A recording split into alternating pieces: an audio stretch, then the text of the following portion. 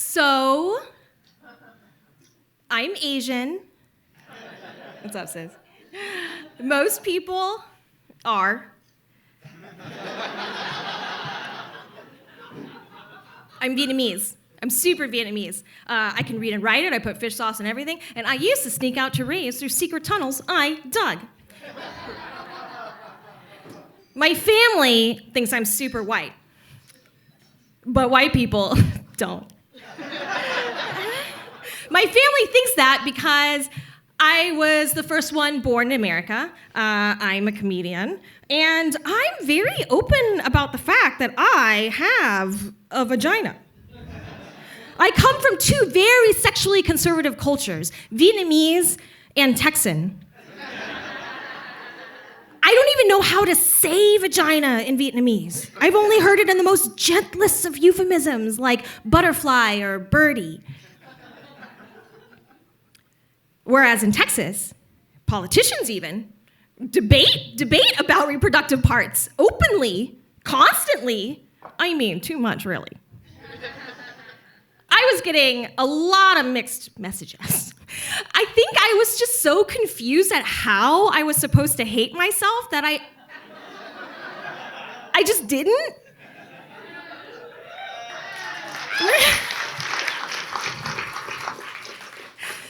Which is why, at my family's nail salon, I was the only one who could become the Brazilian wax test dummy. The coochie that was promised, you know? My mom's oldest sister, I call her Aunt Three, she opened the first Vietnamese-owned nail salon in Highland Park, Texas.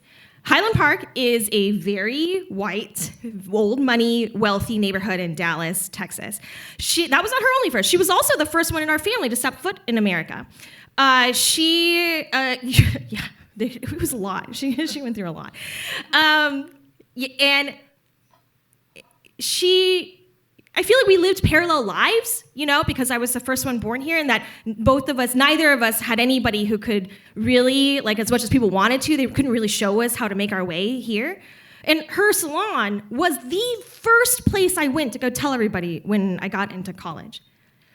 I wanted to take y'all behind the scenes of the salon where I grew up, because after the Atlanta spa shootings, I realized that even friends and allies did not understand how important spas, salons, and baths are to the Asian diaspora. These are places where we gather, where we take care of each other, where we go to spread news. This is where we rebuild our lives in America, or in any country, right, that we ended up settling. My mom had been taking me to my aunt's nail salon since it first opened with just 4 tiny little nail stations because I had a unibrow. Okay? One brow, about 3 fingers thick. I liked it. I thought it looked like Albert Einstein, who is a provocative genius. But it was the 90s, so thin was in, and my mom and all her sisters unanimously agreed that girls should have 2 distinct eyebrows.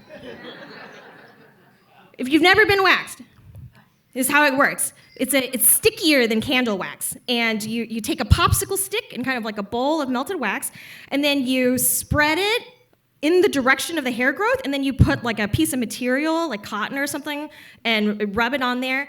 And then you have to position yourself, okay? Because one hand has to hold the skin taut, and the other hand has to grip that strip, and decisively, this is really important, decisively rip it in the opposite direction, okay? just letting you know how that works. That's pretty straightforward, right? With the hair against the hair, with the hair against the hair, right? On like your lip or like your leg or something, okay? But pubic hair does not grow like a wind-brushed prairie.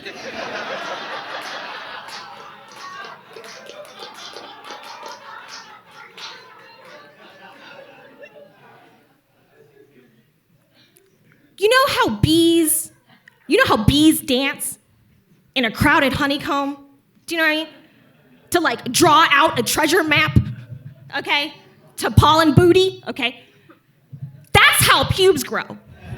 2 clicks north, right, like, you know, beware that's how pubes grow. In esthetician school, people learn by practicing on each other. But they don't make the students wax each other's pubes, okay?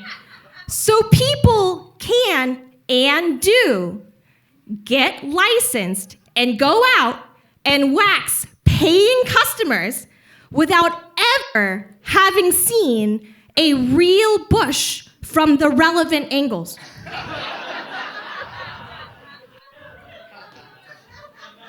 But not at Aunt 3 Salon. Okay.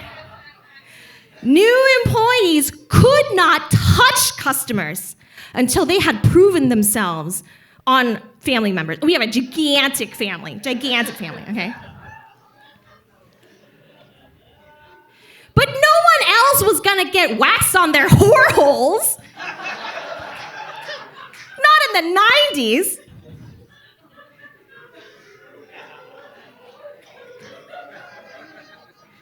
That was the family discount, right? Like, we don't pay, but one time, I left with 3 eyebrows.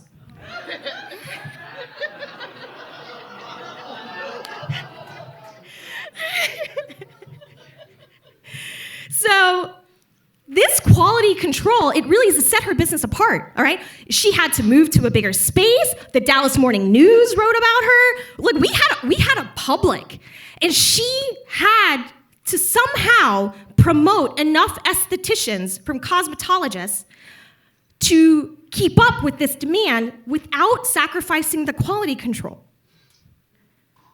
And that is when I hit puberty. As prophesied!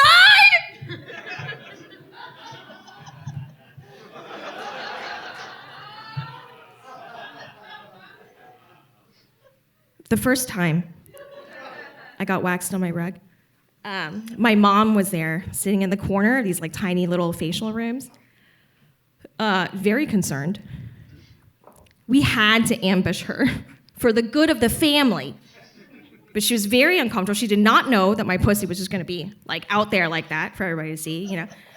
And I'm so sorry, Mom. You're watching, I'm sorry, Mom. Because I'm a mom now, so I know, like, being an immigrant mom is a lot of dealing with things that just don't feel right, but you don't feel like you can completely trust your instincts.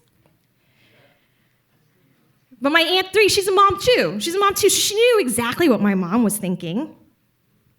What if this leads my daughter down a path that ends with a teen pregnancy by a pedophile with a gambling addiction? That is not what we came to America for. So my Aunt 3, she had to say something or I was gonna get in trouble. And she said, everybody's doing it. By everybody, we mean the rich kids of Highland Park, right? They have no choice. The pants are down to here. It was the 90s. And she fought that one for me because she knew firsthand there was no way I was going to be able to always make my family happy and survive in America.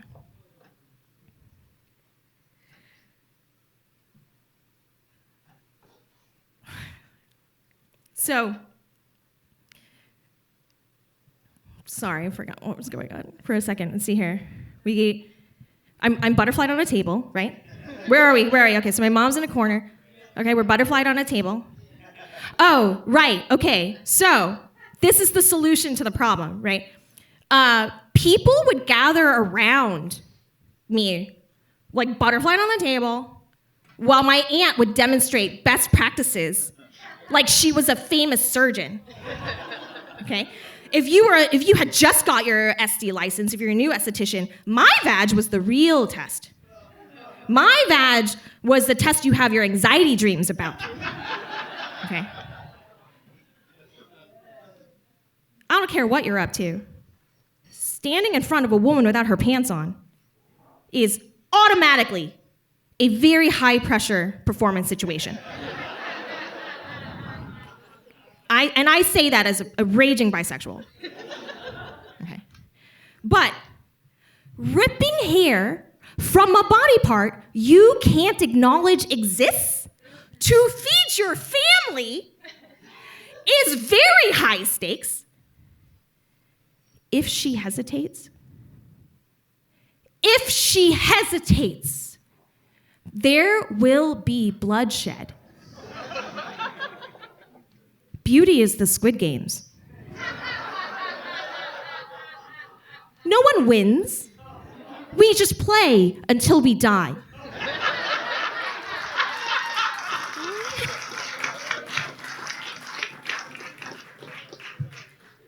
The pain of a Brazilian wax sometimes knocks the wind out of me. There's like, you know that strip up top where like the hairs cross in different directions? You know?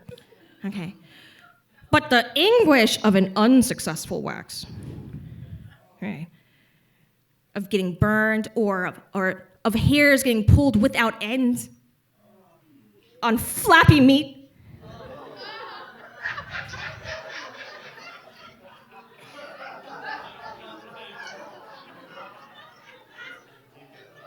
And yet that pain is nothing compared to the hot shame of failing a teenage girl who has entrusted you to safely remove the beaver from her birdie. You know that thin, waxy paper at doctor's offices? We put those on waxing tables too. And it makes a crinkly sound when a teardrop falls on it.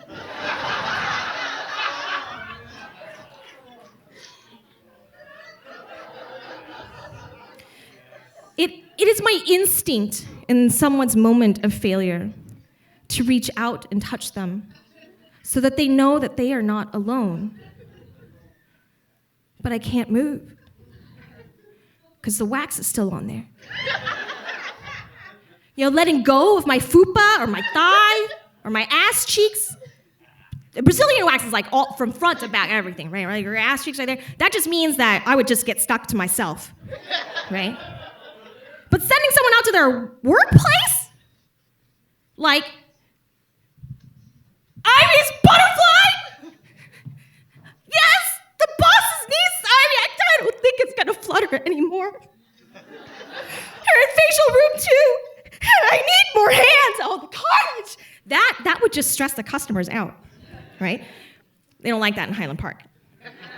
So the only option is for me to step up from test wax dummy to wax test mentor. Hey, we're gonna walk this together step by step. It's just you and me. You have survived harder things than this. I am not the trailblazer my aunt is, but I was at all her master classes.